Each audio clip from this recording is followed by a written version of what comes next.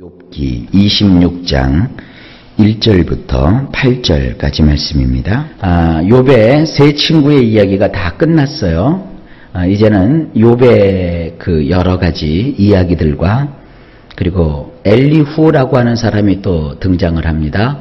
그래서 엘리후라는 사람의 말과 그 다음에 하나님이 직접 나타나셔서 욥에게 여러 가지 말씀을 해주시는 것으로 욥기 뒷부분이 계속됩니다.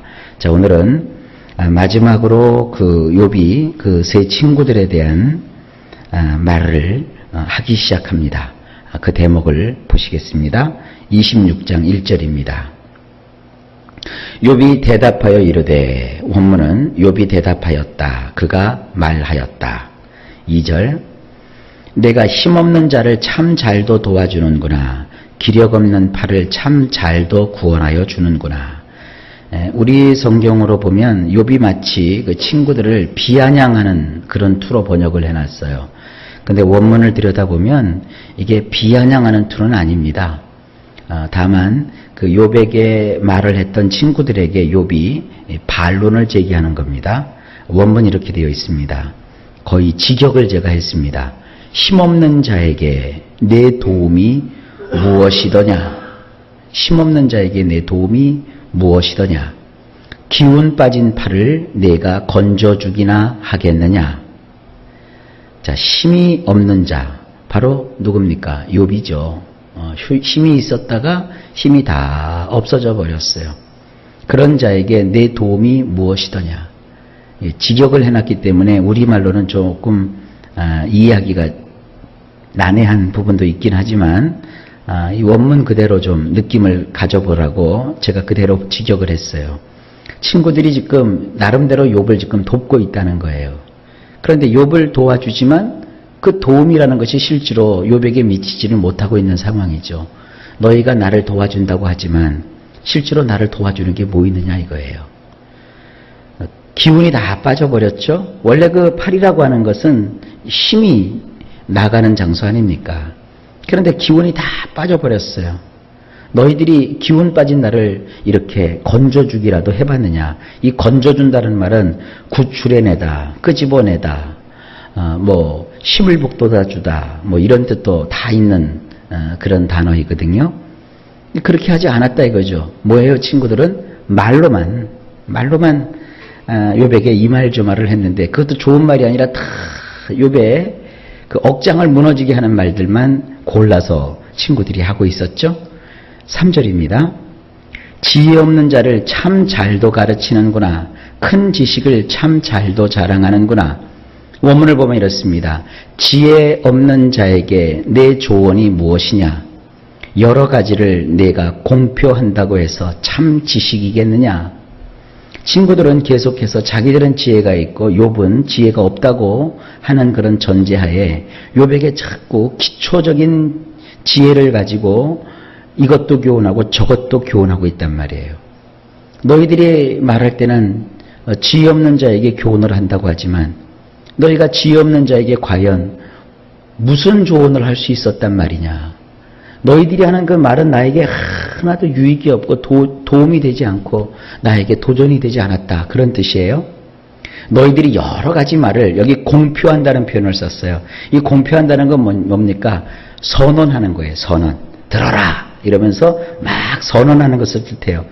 여러 가지를 가지고 너희가 나를 설득하려고 하는 것도 아니고 일방적으로 네 말을 금하고 내 말을 들어라 하는 식으로 막 주입을 하고 공표를 했지만 그런다고 해서 그것이 참 지식이 되겠느냐? 아주 굉장히 논리적인 그런 어투이죠. 4절, 내가 누구를 향하여 말하느냐? 누구의 정신이 내게서 나왔느냐? 원문이 이렇습니다. 누구를 향하여 여러 말로 너는 떠드는 것이냐? 내게서 나오는 것은 누구에게 받은 영감이냐? 그렇죠? 아마도 그 직전에 얘기했던 빌닷에 대해서 얘기를 하는 것 같아요. 빌닷은 나름대로 엘리바스와 욥의 이야기를 취합해가지고 여러 가지 또 말을 길게는 하지 않았어요. 짧게 했지만 그 빌닷을 향하여 말하는 것 같아요. 누구를 향해서 네가 여러 말로 떠드는 것이냐 지금. 내게서 나오는 그것은 도대체 누구에게서 받은 영감이냐?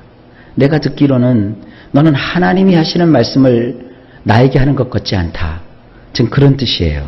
5절 죽은 자의 영들이 물 밑에서 떨며 물에서 사는 것들도 그러하도다. 대화체가 확 바뀌어요. 친구들에게 얘기해놓고 난 다음에 이제 욥은 자기의 생각을 이야기합니다. 죽은 혼백들, 이 죽은 혼백들을 시브리 말로는 레파임이라고 합니다. 레파임. 죽은 혼백들이 물들 밑에서 몸부림치며 괴로워하나니 곧 그들의 처소들이로다. 이 구약시대의 내세관을 보게 되면 이렇게 땅이 있고 땅 밑에 물이 있어요. 바다가 이제 그 대표적인 것이죠. 그 바닷속 깊은 곳 어디에 사람이 죽으면 가는 그런 장소가 있어요. 지금도 그 지구 땅속 밑에 지옥이 있다 이렇게 하는 그런 그 교훈도 없지 않지는 않아요. 그러니까 있다는 얘기죠. 그러나 뭐 성경에서 지옥이 있다는 것은 말하고 있지만 지옥이 어디에 있는지는 말하고 있질 않습니다. 그런데 분명한 것은 지옥은 저 하늘 어디에 있질 않아요. 지옥은 분명히 스월이라는 말로도 표현이 되고 하데스라는 말로 표현도 되는데 이 지옥이라고 하는 것은 아마도 땅 밑에 있을 것이다. 그래서 그 땅지자 감옥옥자를 써서 지옥이라고 표현을 하고 우리 성경도 역시 마찬가지예요. 이 땅 밑에 어떤 세계에 대해서 이야기하고 있어요. 사람이 죽으면 그 혼백이 가는 어딘가가 있단 말이에요. 믿는 사람은 달라요. 우리 믿는 사람은 죽는 그 순간에 하나님께서 천사를 보내셔서 우리 영혼을 받들어 가지고 어디로 갑니까? 우리 영혼을 주님 계신 천국으로 그냥 바로 데리고 가요.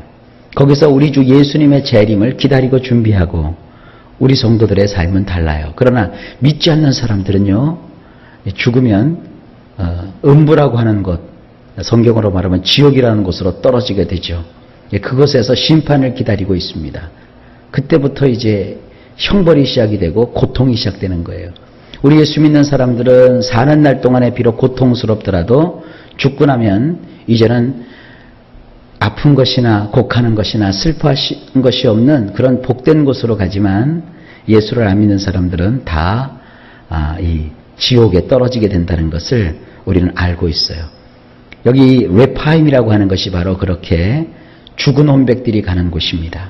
신약식으로 말하면 예수 믿지 않고 죽은 영혼들, 그 영혼들이 가는 어떤 특정한 장소를 우리가 생각해 볼 수 있습니다. 하여간 그런 죽은 혼백들인 레파임들이 들어가서 고통하는 곳, 그것이 바로 바닷속 깊은 저 어딘가에 있을 것이다 하고 그 욥이 살던 시대의 사람들은 알고 있었어요. 그런데 하여간 하나님은요, 그 레파임들이 가 있다고 하는 바닷속 가장 깊은 곳, 그 괴로움을 견디지 못하여 몸부림치는 그들이 거하고 있는 그 처소에도 하나님의 통치력은 미친다는 거예요. 그 다음에 6절을 보게 되면 하나님 앞에서는 스월도 벗은 몸으로 드러나며 멸망도 가림이 없습니다. 원문 이렇게 되어 있어요. 그분 앞에서는 스월이 발가벗겨지며 아바돈도 숨을 수 없느니라. 여기 먼저 이 아바돈이라는 말이 나오죠. 이 아바돈이 신약 시대에 와서 요한계시록에 보게 되면 아마겟돈이라는 지역으로 표기가 돼요. 또 이 아바돈이라는 것은요, 마귀의 이름이라고도 알려져 있어요. 이 아바돈이라는 말이 파멸, 멸망 이런 뜻이거든요. 그러니까 여기서는 우리 성경에는 이제 멸망이라고 번역을 해놨어요. 그래서 저는 그냥 원문 그대로 아바돈이라는 표현을 쓰는 겁니다. 자, 이 구절을 다시 한번 해석을 해볼게요. 하나님 앞에서는 스월도 발가벗겨진다 이거예요. 무덤 속 세상, 죽음 이후의 세상을 우리는 몰라요, 사실은. 그런데 그 세상까지도 다 하나님 앞에서는 다 발가벗겨서 밝히 드러난다는 거예요. 하나님은 다 아신다는 거예요. 그리고 아바돈도 숨을 수 없다. 하나님의 그 빛 앞에서는 마귀도 숨을 곳이 없고, 또 이거를 마귀라고 생각하지 않고 멸망이나 파멸이라고 얘기해도 뜻은 잘 통합니다. 멸망도 숨을 수가 없어요. 여러분, 사람의 생사화복, 잘 되고 안 되는 거, 실패하고 성공하는 거, 그거 다 하나님에게 속하여 있다는 것을 잊지 마십시오. 그래서 우리 인생은요, 잘 됐다고 해서 교만할 것도 없고요, 안 됐다고 해서 너무 낙망할 것도 없어요. 모든 것을 평균되게 하시는 하나님께 잘 됐을 때는 잘 돼서 감사, 또 안 되고 힘들 때는 잘 되게 해주실 것을 믿고 또한 감사하며 우리는 감사밖에 할 것이 없습니다. 하나님의 그 통치권은 저 레파임이라고 하는 영혼들이 가는 그곳, 그들이 살고 있는 저 지옥의 세계, 저 땅 밑의 세계, 그리고 어두운 세력이라고 하는 이 아바돈, 여기까지도 다 누가 하는 거예요? 하나님의 통치권이 다 미친다 이거예요. 자, 이번에는 이제 하늘로 시선이 향해요. 7절 보면 그는 북쪽을 허공에 펴시며 땅을 아무것도 없는 곳에 매다시며, 원문 이렇습니다. 텅 비어있던 북쪽을 펼쳐 놓으셨고 무엇도 닿는 것이 없는 곳 위에 땅을 매달아 놓으셨느니라.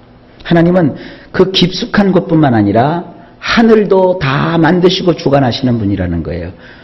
여러분, 북녘 그 하늘을 보게 되면 거기에 북극성이 있고요, 또 북두칠성이 있고요, 큰 검자리, 작은 검자리, 여러 가지 그 펼쳐진 휘황찬란한 별들의 세계가 있지 않습니까?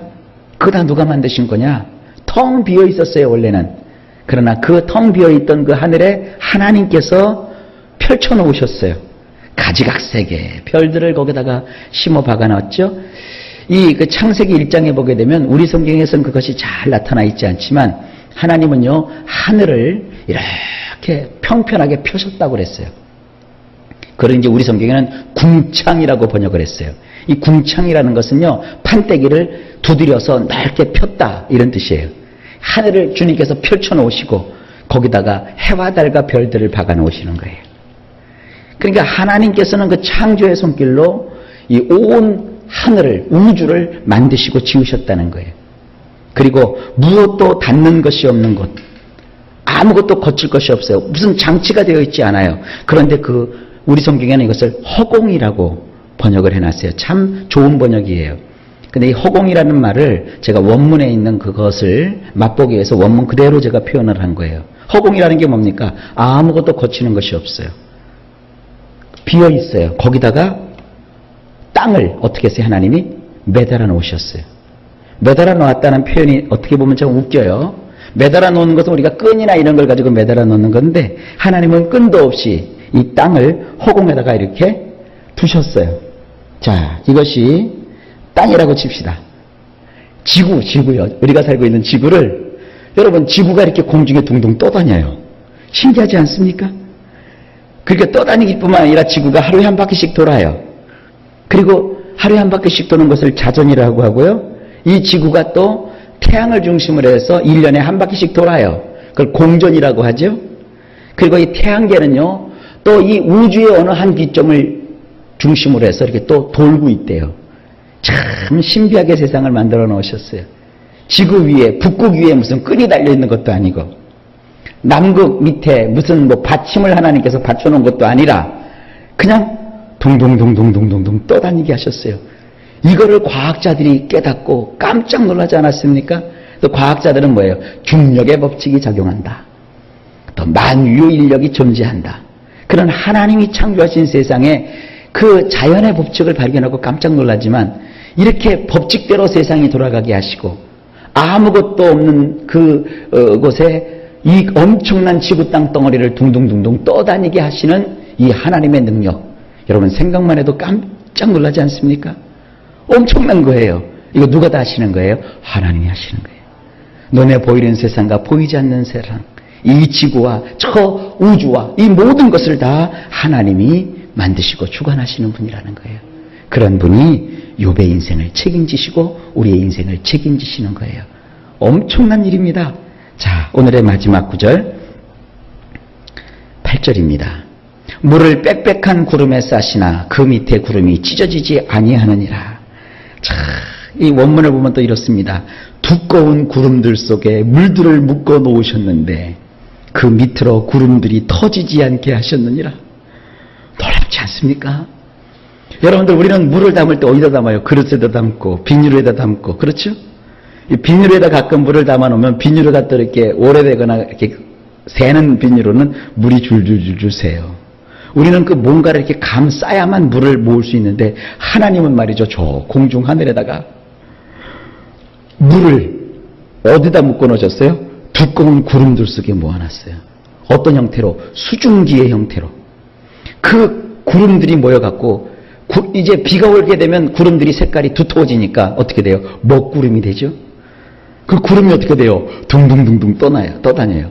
비행기를 타고 이렇게 구름 속으로 들어가면은요, 그냥 비행기가 구름 속을 쑥 통과해요. 무슨 구름이 비닐로처럼 이렇게 빵꾸가 나고 그러는 게 아닙니다. 우리 장마 때가 되면, 또 겨울에 눈이 올 때가 되면 엄청난 구름이 몰려오잖아요. 그런데 그 구름에 비닐로 이렇게 쌓여 있지 않아요. 그냥 구름이 둥둥둥둥 떠다녀요. 어렸을 적에 이렇게 구름 바라보면서 이렇게 보면은 구름이 어떤 것은 양처럼 생겼고, 어느 것은 소처럼 생겼고, 어떤 것은 아버지 얼굴처럼 생겼고 막 그러잖아요. 그게 다 구름이라는 게 뭐예요? 물을 가득 담아 놓은 거예요. 그런데 그 밑으로 구름이 터지지 않아요. 이 땅에 때가 돼서 비를 내리실 때는 하나님께서 그 구름들이 뭉치고 그 수증기가 두꺼운 물이 되게 해서 이제 쏟아져요. 그게 뭐예요? 피예요, 피. 참 놀랍지 않습니까? 이 지상에 내려올 때는 엄청난 물이 되는데, 먹구름도요, 비행기가 그냥 통과해버려요. 이 먹구름이 만약에 우리처럼 한 그릇 가득한 물이라고 하면 비행기가 그 구름 속으로 못 들어갈 거예요. 물 속으로 팍 첨벙하고 들어가는 것 같은데, 하늘에서는 그런 게 아니에요. 만질 때는 수증기 같은데 그것이 땅에 떨어지면서 물이 돼서 쏟아져 버린다고요. 얼마나 놀랍고 신기한 일입니까? 이것만 생각해도요, 하나님이 없다고는 못해요. 얼마나 놀랍고 위대한 일입니까? 생각만 해도 놀랍지 않습니까? 비행기를 타보셔야 돼요. 그러니까 비행기를 타고 올라가도 내려가 보고 구름도 보면 너무너무 신기해요. 욥이 어떻게 이것을 알았을까요? 이것은 이제 하나님께서 계시로 알게 하신 것이죠. 자, 욥이 하는 얘기가 뭡니까? 이제 그 뒷부분 얘기도 마저 들어봐야 되는데, 하나님은 저 지옥의 깊숙한 곳부터 시작해서 하늘 높은 곳까지, 그리고 온 우주의 비밀을 다 알고 계시는 분이세요. 욥은 지금 그 고난 속에서 누구를 본 거예요? 그러한 하나님을 본 거예요. 욥의 친구들은 그걸 못 봤어요. 자꾸 뭐만 본 거예요? 욥의 그 어려운 현실, 병들어 고통하고 신음하는 그 욥만 보고 자꾸 뭐라는 거예요? 너 죄졌잖아. 너 회개해야 돼. 물론 죄진 사람은 회개해야죠. 이 뒷부분에 보면 알지만 욥은 끊임없이 자기의 혹시 감추어진 죄가 무엇인지 괴로워하면서 찾아요. 여러분, 우리가 어려운 일을 겪으면 그래, 내가 하나님 앞에 무슨 잘못을 했을까 하고 돌아보는 것은 그건 당연한 것입니다. 그러나 다른 사람의 어려움을 겪을 때 가갖고 자꾸 그의 어려움만 보지 마세요. 하나님은요, 깊숙한 지옥의 일도 아시고 저 높고 높은 하늘과 우주의 일도 다 아시는 하나님이세요. 그 하나님을 의지하는 우리가 돼야 되고, 또 어려움 겪은 사람들이 그 놀라우신 하나님을 기대고 의지하고 소망할 수 있도록 그렇게 도와드려야 되는 거예요. 이것이 참 도움이요, 우리가 해야 될 도리인 줄로 믿습니다.